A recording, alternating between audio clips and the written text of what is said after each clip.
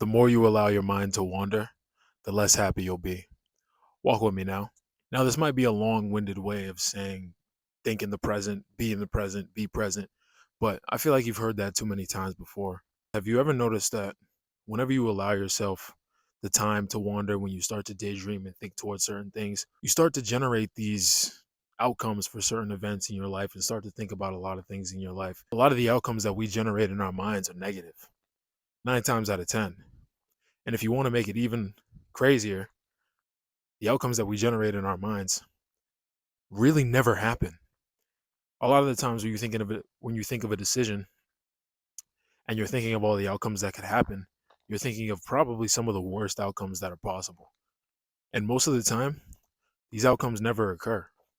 As optimistic as you may think you are, us humans are innately pessimistic. We're always thinking of the worst that could happen, you know?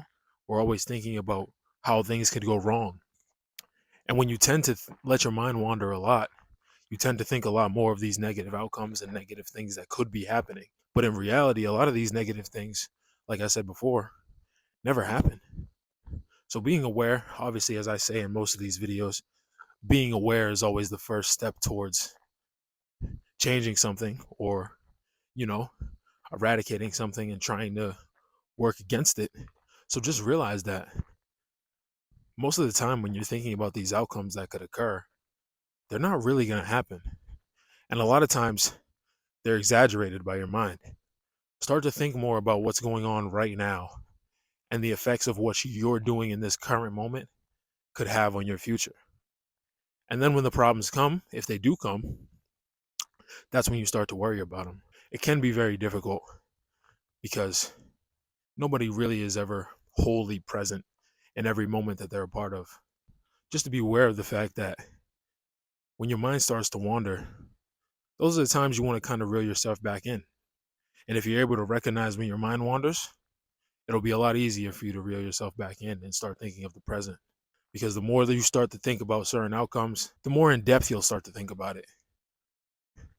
And I mean, more in depth doesn't always necessarily mean that you're thinking more realistically.